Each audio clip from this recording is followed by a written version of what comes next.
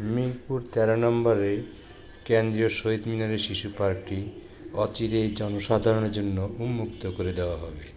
ঢাকা উত্তর সিটি কর্পোরেশনের সার্বিক তত্ত্বাবধানে এই পার্কটি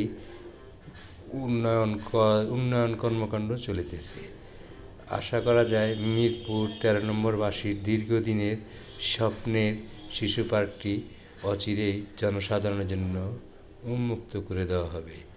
এখানে দেখা যাচ্ছে একটা খুব সুন্দর ওয়াকওয়ে তৈরি করা হয়েছে। আশা করা যাচ্ছে খুব অতি শীঘ্রই পার্কটি জনসাধারণের জন্য উন্মুক্ত করে দেওয়া হবে এবং আমরা সেই শুভক্ষণের জন্য অধীর আগ্রহে অপেক্ষা করতেছি।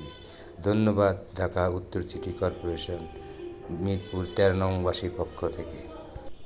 এখন আপনার আমাদের সকলের উচিত এই পার্কটির রক্ষণাবেক্ষণ এবং এটি একটি জাতীয় সম্পদ হিসেবে দেখাশোনা করে রাখা।